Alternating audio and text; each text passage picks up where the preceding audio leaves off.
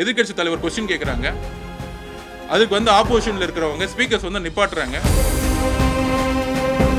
கிட்டத்தட்ட 30 லட்சம் பேர் வேலை கேட்டு ரிஜிஸ்டர் பண்ணியிருக்காங்க. ஆனால் எம்ப்ளாய்மெண்ட் ஆஃபீஸ் சும்மா பேரளவுக்கு வெறும் அப்ளிகேஷன் வாங்கக்கூடிய இடமா இருக்கு. எதிர்கட்சியாக இருக்கும்போது நேரலையாக ஒளி பண்ண சொன்ன திமுக இன்னைக்கு ஆளுங்கட்சியான பிறகு லைவ் டெலிகாஸ்ட் பண்ணல. இன்னைக்கு MBA படிச்ச 6000 ரூபாய் சம்பளம் கூட கிடைக்கிறது இல்லை. சட்டமன்ற விவாதங்களில் திமுக எதிர்கட்சியாக இருக்கும்போது ஒரு கோரிக்கை வச்சாங்க, லைவ் டெலிகாஸ்ட் பண்ணணும், நேரலையாக ஒளிபரப்புன்னு சொன்னாங்க. எதிர்கட்சியாக இருக்கும்போது நேரலையாக ஒளி பண்ண சொன்ன திமுக இன்னைக்கு ஆளுங்கட்சியான பிறகு லைவ் டெலிகாஸ்ட் பண்ணல. லைவ் டெலிகாஸ்ட் பண்ணணும்.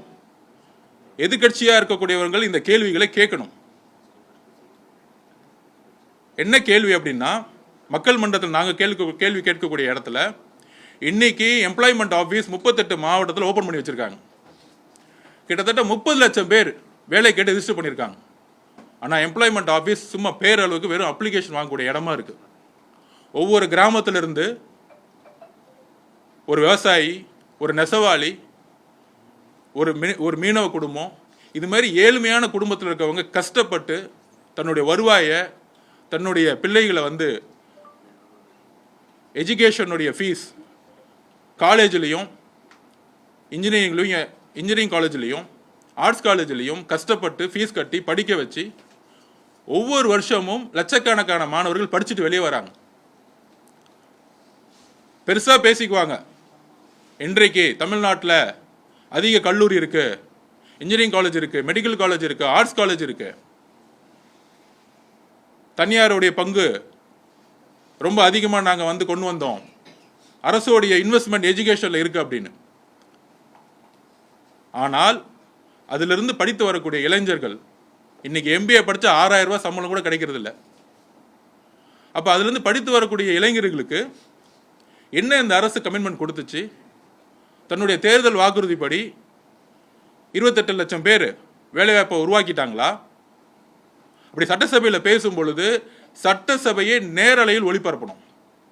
முதலமைச்சர் எதிர்கட்சி தலைவரோ எதிர்கட்சியிலிருந்து ஒரு கேள்வி கேட்டா நேரலையில் பதில் சொல்லணும். முதல் லைவ்ல பதில் சொல்லணும் முதலமைச்சர். இது வரைக்கும் யாராவது கொஸ்டின் கேட்டாங்கன்னா அங்கிருந்து ஒரு துண்டு சீட்டு வரும் முதலமைச்சருக்கு. அது வரைக்கும் கேமராவை காமிக்க மாட்டாங்க. எதிர்கட்சி தலைவர் பேசின உடனே அந்த துண்டு சீட்டை பார்த்து படிச்சுட்டு எதிர்கட்சி தலைவருக்கு பதில் சொல்லிட்டாரு முதலமைச்சர்னு பெருமையா எல்லாரும் கை தட்டி உட்கார வச்சிருவாங்க. இப்படி ஒரு ரோபோ முதலமைச்சரை தான் சட்டசபை உருவாக்கிட்டு இருக்கு.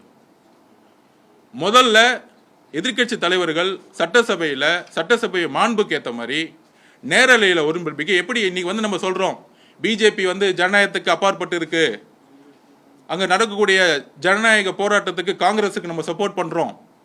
கண்டிப்பாக ஜனநாயகம் முடக்கப்படும் பொழுது நம்ம கேள்வி எழுப்புறோம். அது எப்படி எழுப்புறோம்? பாராளுமன்றம் லைவ் டெலிகாஸ்ட் ஆகுது, எதிர்கட்சி தலைவர் கொஸ்டின் கேட்குறாங்க, அதுக்கு வந்து ஆப்போசிஷனில் இருக்கிறவங்க ஸ்பீக்கர்ஸ் வந்து நிப்பாட்டுறாங்க, உடனே நம்ம கொஸ்டின் கேட்குறோம். ஆனால் தமிழ்நாடு சட்டமன்றத்தில் சட்டசபையில் என்ன நடக்குதுன்னே தெரிய மாட்டேங்குது. சட்டசபைக்குள்ளே போகும்போது துணை முதலமைச்சர் புகழ்றதுக்கும் முதலமைச்சர் புகழ்றது மட்டும்தான் வெளியே வருது, இல்லை அமைச்சர்கள் பேசுறது மட்டும்தான் வெளியே வருது. ஜனநாயகத்தின் குரலாக இருக்கக்கூடிய எதிர்கட்சி தலைவர்கள் பேசுறதை என்னைக்குமே டெலிகாஸ்ட் பண்ணது கிடையாது. ஸோ அப்படி 30 லட்சம் பேர் இன்னைக்கு எம்ப்ளாய்மெண்ட் எக்ஸ்சேஞ்சில் பதிவு பண்ணி 17 லட்சம் பேர் இதில் பெண்கள், 13 லட்சம் பேர் ஆண்கள் இந்த வேலை வாய்ப்புக்காக காத்துட்டு இருக்கக்கூடிய. ஏன்னா ஒரு வேலைங்கிறது ஒரு சாதாரண விஷயம் இல்லை. படிச்சுட்டு வீட்டில் வேலை வாய்ப்பு கிடைக்காத பொழுது எந்த மாதிரியான நெருக்கடிகள் இருக்குன்னு இவங்களுக்குலாம் தெரியாது. தன்னுடைய மகனை எடுத்தோடனே முதலமைச்சர் துணை முதலமைச்சர் ஆக்கிற முதலமைச்சருக்கு தெரியாது. ஒவ்வொரு மகனும் மகளும் ஒரு வேலை வாய்ப்புக்காக அரசு வேலைவாய்ப்பு முகாமில் ஏறி இறங்கும் பொழுது அதோட வழி என்னன்னு தெரியாது. அதையும் மீறி படித்து இப்போ நடந்து முடிஞ்ச குரூப் எக்ஸாமில் கிட்டத்தட்ட 4 லட்சம் பேருக்கு பட்ட மாணவ மாணவிகள் எக்ஸாம் எழுதினாங்க. என்ட்ரன்ஸ் 828 போஸ்டிங், அவ்வளோதான். அதுக்கப்புறம் அதை கிளியர் பண்ணி செகண்ட் லெவலில் எக்ஸாம் எழுதின மாணவர்கள் எக்ஸாம் ரூம் போனாங்க, எக்ஸாம் எழுத ஆரம்பிச்சிட்டாங்க. சில பேர் சென்டென்ஸை மாற்றி அனுப்பிச்சு விட்டு நடுவில் வந்து எக்ஸாமினேஷன் கேன்சலுங்கிறாங்க. இது வரைக்கும் தமிழக வரலாற்றில் இது வரைக்கும் நடந்ததே கிடையாது.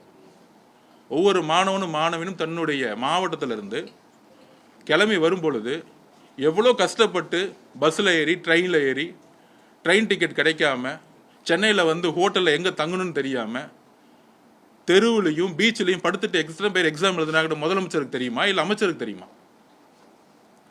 அப்போ இன்னைக்கு இருக்க ஒரு அரசு வேலை வாய்ப்பை கூட, ஒரு என்ட்ரன்ஸை கூட, ஒரு எக்ஸாம் எழுத வைக்க முடியாத ஒரு நிர்வாக திறனற்ற அரசு தான் இந்த திமுக அரசு.